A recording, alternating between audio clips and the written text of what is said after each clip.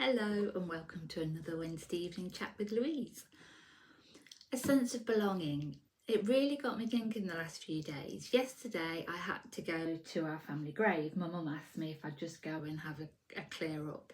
Last time we went at Christmas, the churchyard was so overgrown you couldn't even see the graves, and it's a little old church in a tiny village called Harrington, next door to Somersby where Tennyson's from. And bless them, it was too cold to do anything then. So anyway, I went all prepared and got there, and it was immaculate. The whole churchyard had been cleaned up, and everywhere was looking really, really smart. So I got a chance to have a proper look round. So I went to my grandparents' grave, and that was all looking lovely.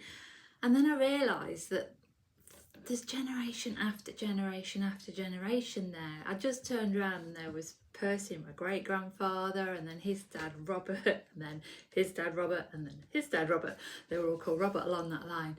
But just to stand there for that moment in the graveyard, and it was beautifully sunny and really still and calm, and it's down a long little windy path you go to, so you really feel you're in your own little bubble when you're there. And yeah, not a creepy place at all, just very beautiful and very calm. And looking round at all those generations of our family, one obviously didn't move around that much. I say that, but after that line, then they went off to Canada. So, but interesting to feel that sense of belonging, and to know that I had all my history and all that just surrounding me. It was a very, very lovely moment, but a very strange moment. It was one of those that really made you think about being in the now and the past and the future. And then today I've spent my entire day in Lincoln Archives doing my research project for the National Trust at Granby Hall. And I was looking at the papers and I'm reading this really spidery writing and very faded back, sort of late 1700s, early 1800s. And I just sat there thinking, I wonder if that when they wrote that letter, they thought this mad woman's going to be sat in this little room looking at this all these hundreds of years later.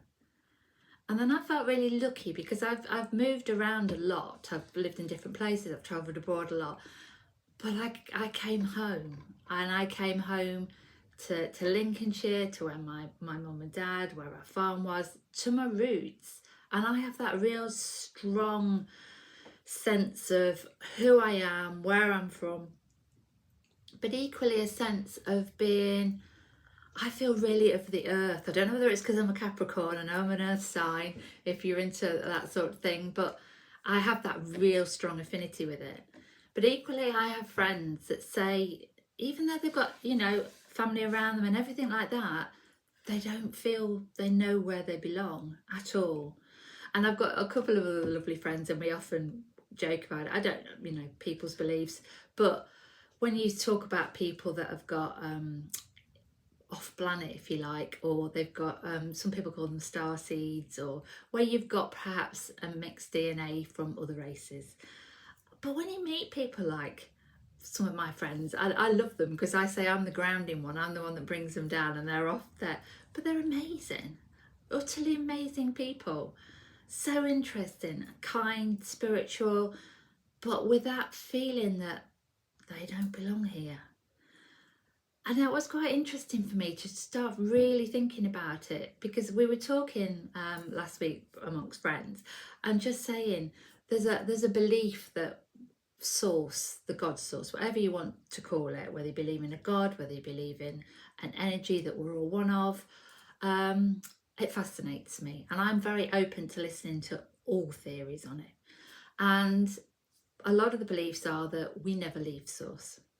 So basically, when we're here now interacting, this is our it's the dream state from source, if you like, and we're reenacting a role at the school of earth, if you like, and we've got soul contracts and things we've agreed to come back to learn. I'm obviously a slow learner because I like to repeat things over and over again. Never mind.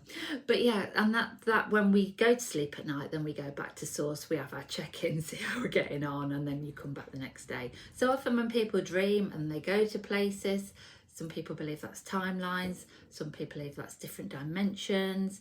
It just fascinates me because I know lucid dreaming, some of those dreams where it's a reality, and then you can actually go there, or you just have a sense of a feeling of a past life, or is it a past life, or is everything consecutive, because there isn't such a thing as time. Time's a constraint that we humans have given.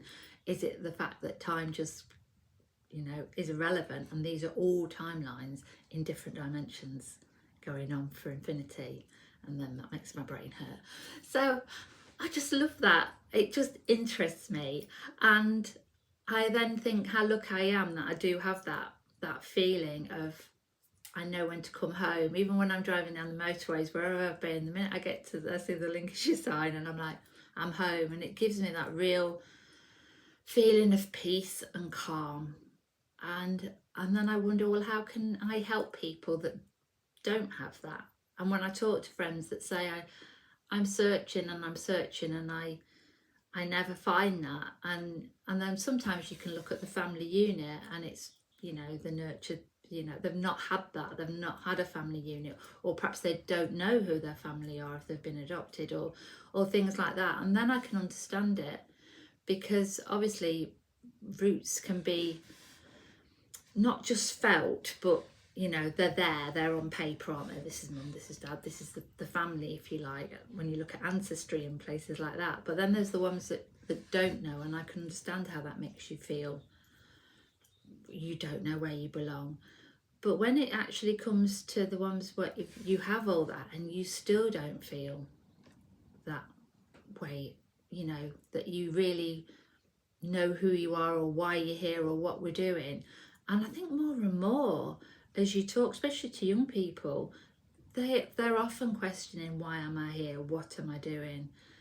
So I'm interested to know how to move forward and help people, or if we can even help people, or perhaps it's just that thing where we accept that we're all different, and we can be from different places and different timelines, and every time we make a decision, that can change the trajectory of the way you're going in your life. And perhaps that's part of their lesson and part of their soul contract in this life, to find who they are and where they belong. But anyway, that's my thought for the day. Thank you for putting up with my rambling if you're still here, and thank you for being here as always. I hope you're all well, and I hope you're enjoying this beautiful sunshine today. Thank you.